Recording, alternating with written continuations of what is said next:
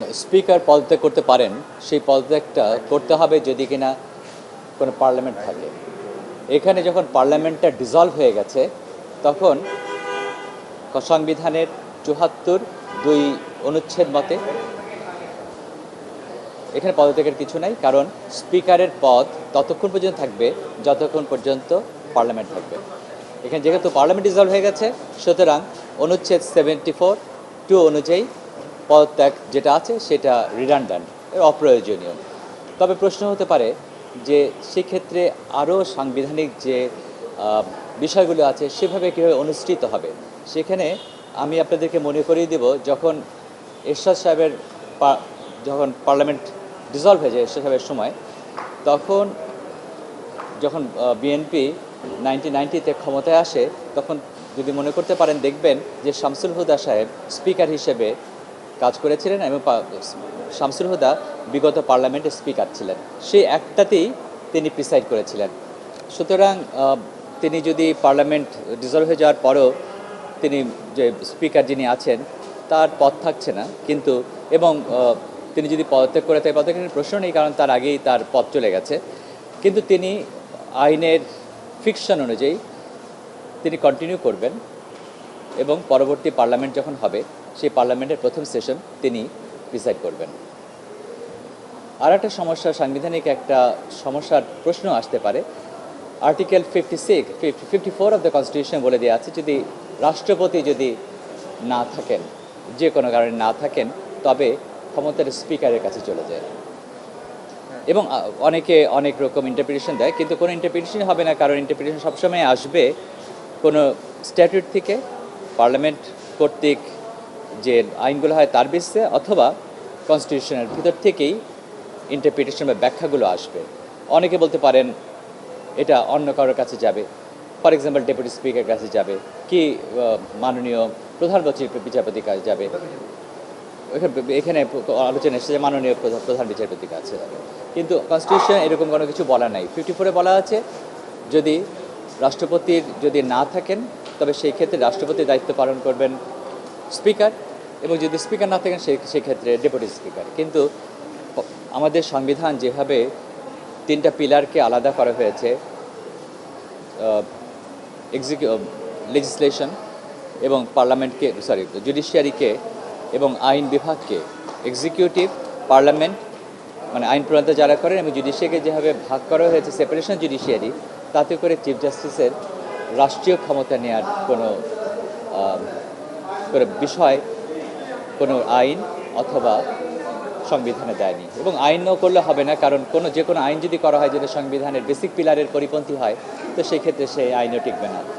সুতরাং স্পিকারের যে দায়িত্বটা আছে সেই দায়িত্ব তাকে করে দিতে হবে। আমি মনে করি যদি এরকম যদি সিচুয়েশন হয়, যদি প্রেসিডেন্ট না থাকেন, তখন কি হবে? তখন নিয়ম অনুযায়ী স্পিকারের কাছে যাবে। তবে সেখানে সমস্যা হতে পারে যে স্পিকার তো বলবেন যে পার্লামেন্ট ভেঙে যাওয়ার পর স্পিকার নেই 74(2)-তে, অথবা তিনি পদত্যাগ করেছেন, সেই ক্ষেত্রে বাই ফিকশন অফ ল তিনি কাজ চালিয়ে যাবেন। আমরা কালকে দেখলাম যে অত্যন্ত দ্রুত গতিতে তার স্পিকারের পদত্যাগ পত্রটা গ্রহণ করে রাষ্ট্রপতির কার্যালয় সেটি গেজেট জারি করেছেন, যেখানে বলা হয়েছে যে স্পিকারের পদত্যাগ পত্র গৃহীত হয়েছে বলে প্রজ্ঞাপন করেছে আইন বিচার।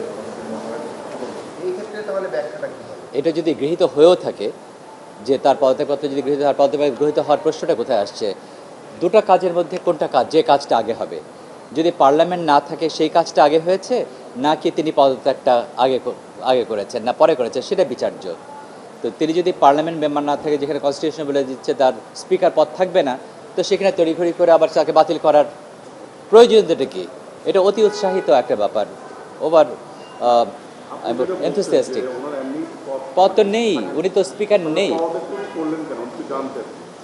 উনি কেন করেছেন সেটা উনি জানেন, ইন হার ওন উইজডম তিনি জানেন, কিন্তু কনস্টিটিউশনেতে বলে দেওয়া আছে যে পার্লামেন্ট যদি ডিসলভ হয়ে যায় তবে তার পদ থাকবে না। সুতরাং যেটা করেছেন, তিনি পদত্যাগ করেছেন, এটা অপ্রয়োজনীয়, অকারণে করেছেন, বা যার কোনো কার্যকারিতাই নেই, তার কার্যকারিতা আগেই শেষ হয়ে গেছে। উনি যাই কিছু করুক না কেন, পরবর্তী যখন পার্লামেন্টের অধিবেশন করবে এবং যদি রাষ্ট্রপতির পদও যদি শূন্য হয়, সব কিছু করে উনি বাই ফিকশন অফ ল ধরে নিয়ে হবে তিনি আছেন, বিকজ অতীত রেফারেন্স আছে যে যিনি নতুন পার্লামেন্টে বিএনপির সময় প্রথম অধিবেশন তিনি করেছেন, তিনি এটা প্রিসাইড করেছেন। সুতরাং তিনি পদত্যাগ করলেও তিনি প্রিসাইড করবেন। আর এখানে যদি গেজেট আকারেও যদি আসে তার পদত্যাগপত্র গৃহীত হয়, তখন এটা তো আমি মনে করি রিডান্ডেন্ট, কারণ রিজলভ হয়ে যাওয়ার পর আর পরবর্তী আর এটাকে বাতিল বা পদ শূন্য করার তো কোনো কারণ নেই। নতুন স্পিকার আসা পর্যন্ত উনি আছেন বলে ধরে নেওয়া হবে, কিন্তু নেই, এখন তো পার্লামেন্টই নেই, সেশন হচ্ছে না, তার কাজ কোনো কিছু নেই।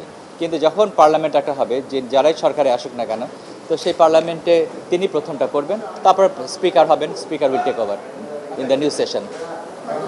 আমাদের কিছু স্পিকার হত্যাবন্ধ হয়েছিল, জি, সেক্ষেত্রে এই আইন অনুযায়ী তাকে আইনশৃঙ্খলা বাহিনী করতে যায়, সেক্ষেত্রে তাকে গ্রেপ্তার করতে পারবে কি? দেখেন, স্পিকারের কিছু ইমিউনিটি আছে বটে, কিন্তু ক্রিমিনাল ইমিউনিটি কিন্তু কাউকে দেওয়া হয় না। যেমন ধরুন, যারা ডিপ্লোম্যাট থাকে, আইন করে তাদেরকে কিছু প্রোটেকশন দেওয়া হয়, ইমিউনিটি দেওয়া হয়, কিন্তু এক্সেপশন হচ্ছে কোনো ক্রিমিনাল ইমিউনিটি দেওয়া হয় না। কেউ কাউকে মেরে ফেললো, তো সেই লায়াবিলিটি থেকে তিনি রক্ষা পাবেন না। প্রেসিডেন্ট অনেক ইমিউনিটি দেওয়া আছে কনস্টিটিউশনে, কিন্তু প্রেসিডেন্ট সাহেব যদি এমন করে কাজ করেন যেটা এমন ক্রিমিনাল অ্যাক্টিভিটি, তার কিন্তু ইমিউনিটি নেই। সুতরাং তাকে আইনের যে যে দ্বারে যেতে হবে, আইনের যে পদক্ষেপ আছে সেগুলোকে তাকে এক্সস্ট করতে হবে এবং তাকে নিজেকে নিরাপরাধ ঘোষণা করতে হবে।